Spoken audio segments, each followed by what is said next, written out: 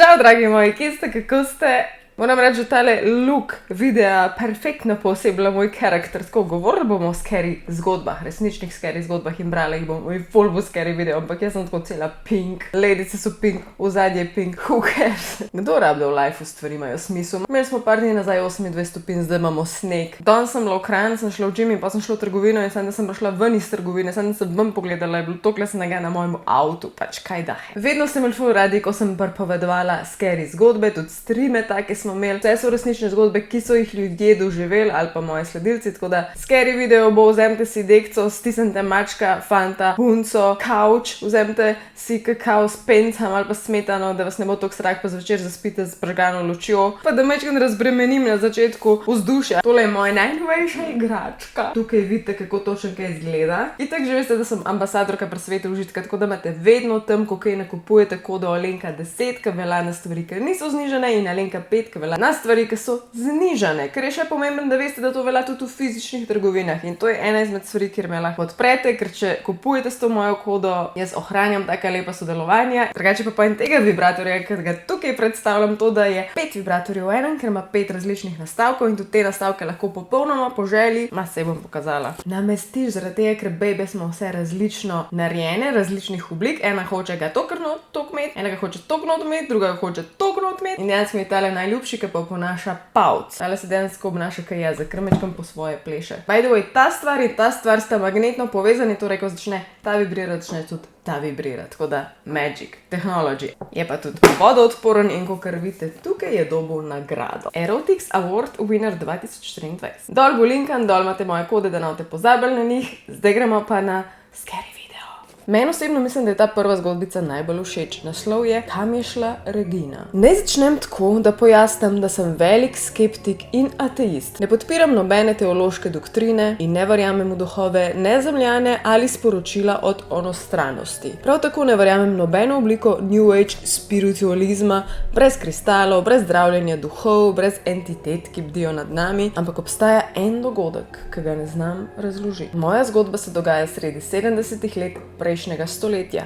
Jaz sem bil takrat star 7 ali pa 8 let. Hiša, v kateri smo živeli, je imela stanovanje v zgornjem in spodnjem nadstropju. Moja družina je živela v zgornjem stanovanju, par srednjih let pa je živel spodaj.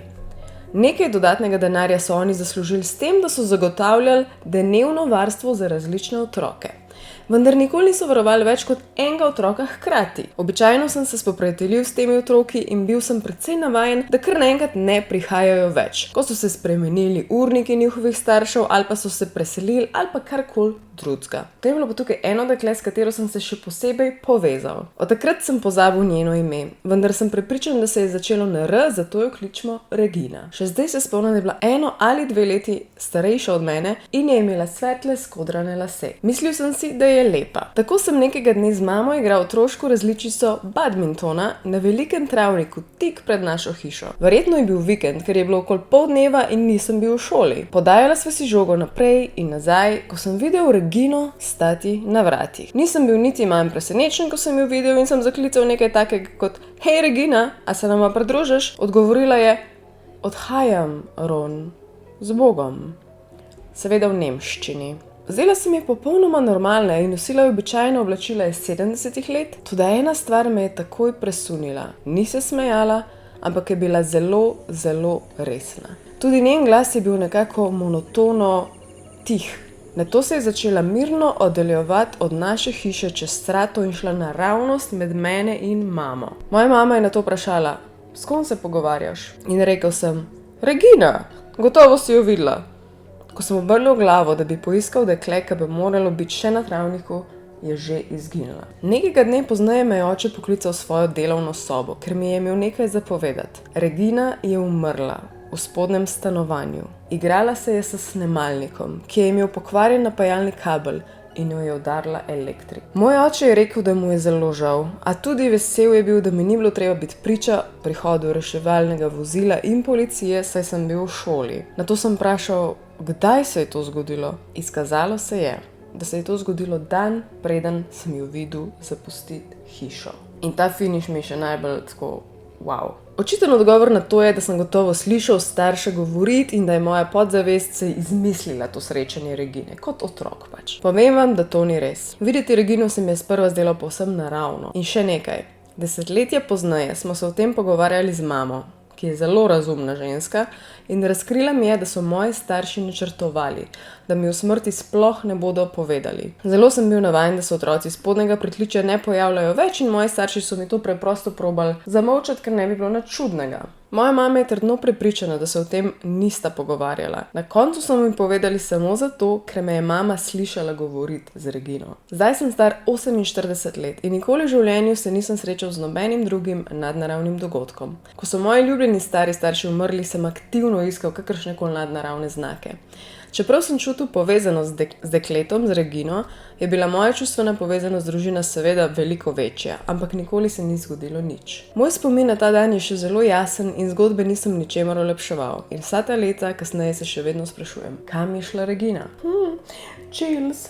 Prav, ta pravi chills imam. Druga zgodba je resnična in je od Lane. Ta zgodba se mi zdi res nenormalna in sicer zgodila se je na dan mrtvih. Preden smo se preselili, smo živeli v dvonadstropni hiši. V spodnjem nadstropju sta stanovala dedek in babica, v zgornjem pa mi, oči, mami, sestra, jaz. Na dan mrtvih smo se pogovarjali, da bi s teto skupaj šli na pokopališče, dedek in babica pa sta bila takrat v toplicah. In res, mi se odpravimo na pokopališče misleč, da se s teto dobimo tam. Ona pa je razumela ravno obratno, da se dobimo pri nas doma. Ko je prišla teta k nam, je bila prižgana luč na stopnicah, kar je zelo, zelo nenavadno, ker oče je tak, da je vedno najprej 10-krat preveril, če je vse ugašeno. Ker smo imeli tista stara vrata, ki imajo na sredini steklo z vzorci, se obris lahko vidi čez. Ko je teta pozvonila, se seveda nobeni v glasu, zato je potrkala in še vedno ni bilo odziva. Tik preden se je teta obrnila, da bo šla, je videla moj obris, ki hodi dol po stopnicah. Zato je smehu rekla, če ji znam odkleniti. Stara sem bila takrat nekih 5 let. Senca se je samo obrnila in odšla nazaj gor.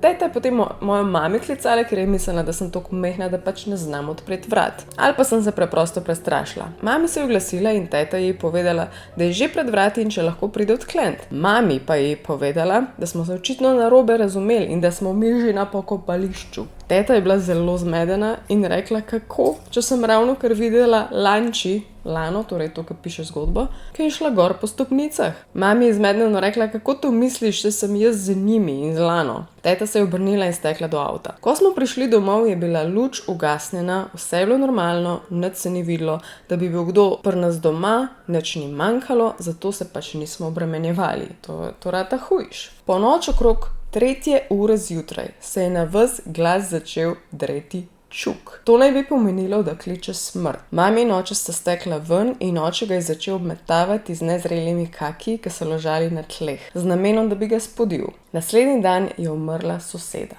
Čez nekaj časa je bil pogreb in na levi strani zraven naše hiše pa je bivala babičina starejša sestra, ki je imela pa hude zamere s to sosedo, in ko je prišla z njenega pogreba, se je v kuhinji na ravnih tleh zlomila nogo, torej brezrazumno nekako padla, nesreča, brez smisla. To je bila moja zgodba, upam, da ti bo všeč. Prepričana sem, da imam nekje posnetek tega čuka, kako je kričal, ker vem, da je oče to posnel, to bi bilo vrhunsko videti.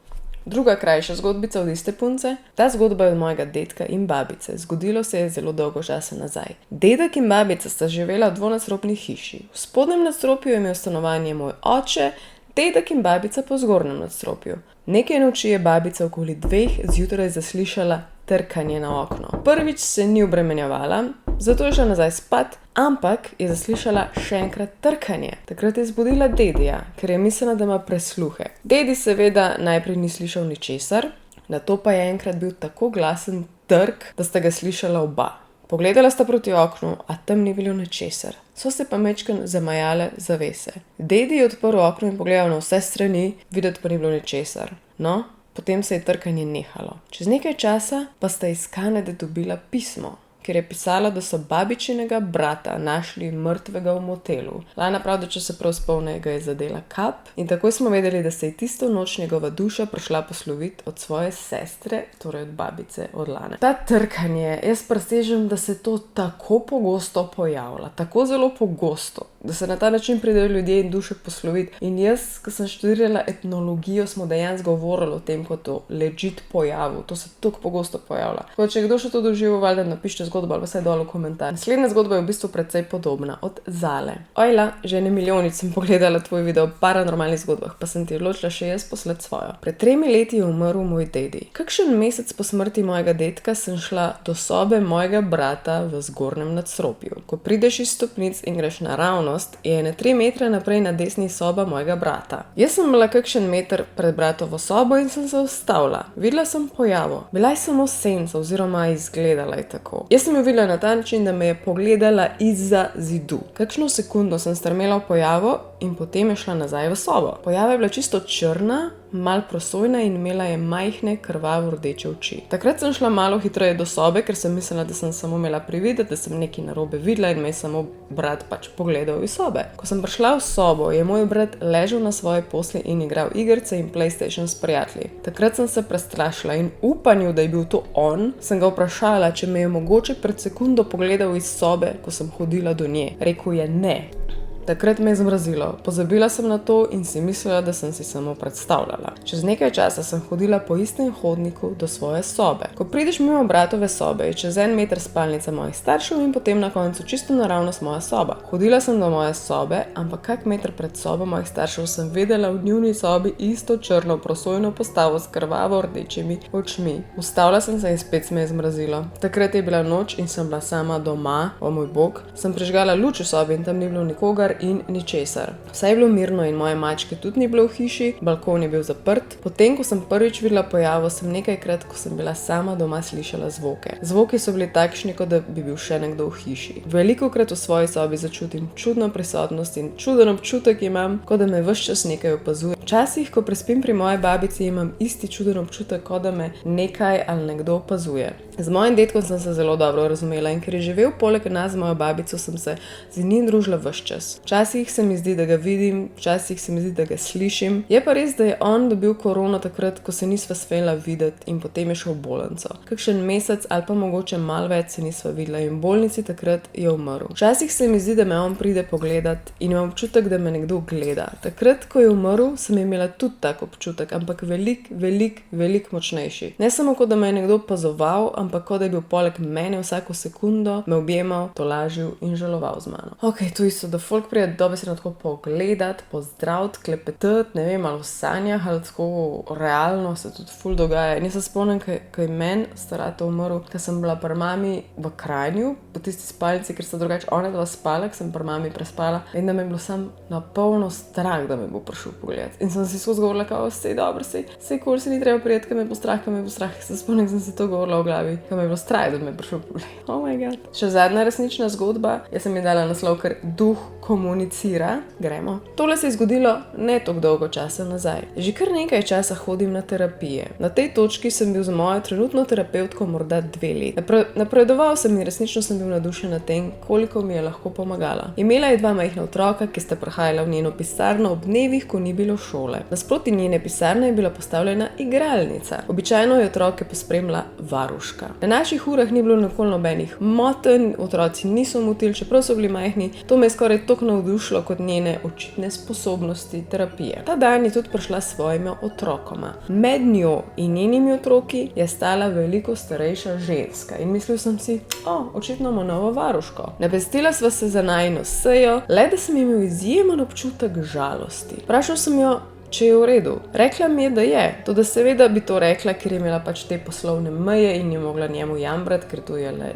job od nje, da posluša njega. Gledal sem mimo nje omaro s temnimi lesenimi vrati, ko se je zgodila najbolj bizarna stvar. Starejša ženska, ki sem jo prej videl z otroki, ki sem mislil, da je ta nova varuška, se je nekako materializirala iz tega lesa omare in nato stopila naprej za mojo terapevtko. Položila ji je roko na ramo. Takrat sem vedel, da tukaj nekaj ni naravno. Ponovno sem vprašal, če je moja terapevtka v redu. Zagotovila mi je, da je. Potem se je zdelo, da me je starejša ženska opazila. Spregovorila je: "Povej, da sem v redu." Delal sem se, da je ne slišim in rekla je glasneje: "Povej, da sem v redu." Takrat sem rekel: "Ne, vse to se ni dogajalo na glas, ampak telepatsko nekako. povezana sta bila z mislimi. Zelo težko je razložiti. To je nekako tako, kot če bi glava in srce delovala hkrati. Nisem ji želel povedati, da njena mrtva mati stoji za njo in me prosi, da ji posredujem neko čudno sporočilo iz onostranstva. Morda bi bil pripravljen tvegati, če bi mi rekla kaj bolj specifičnega. Naprimer, povej ji v času, ko je imela 5 let in smo šli na plažo in smo jedli potem pečene ribe. Ali pa kaj drugega, ker ni toliko vsakdanje, kakor povej ji, da sem v redu. Zato sem svojo terapevtko še enkrat in z večjo nujnostjo vprašal, a si prepričana, da si v redu. Tokrat je rekla, no, prav, ker sem izvedela, preden sem prišla v službo, da mi je umrl nekdo, ki mi je zelo blizu. Mislil sem si, ja, no joke, vidim. Rekel sem mi, da mi je žal in zagotovo nama ni treba dokončati te seje, ker sem tudi vedel, da gre za njeno mami in da je verjetno mogla narediti ogromno enih opravkov in organizacije za pogreb. Medtem se je njena mama še naprej pogovarjala z mano telepatsko. Stvar je taka, da je bila to moja terapeutka in ne prijateljica. V resnici ji nisem hotel povedati, da vidim take stvari.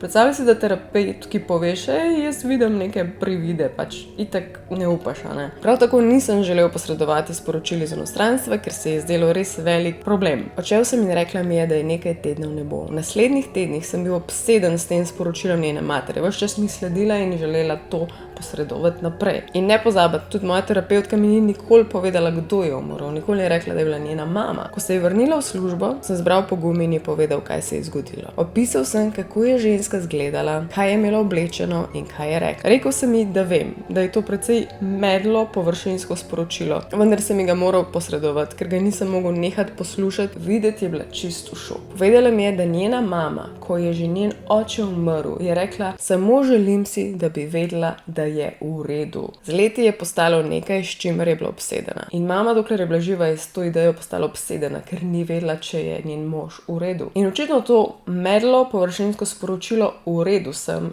je njej in njeni družini pomenilo ogromno. Kdo bi si mislil? V glavnem, hvala Bogu, še ni čiste mazele, ura pri meni 7:30, tako da dokler me še ni strah, bom zaključila ta video.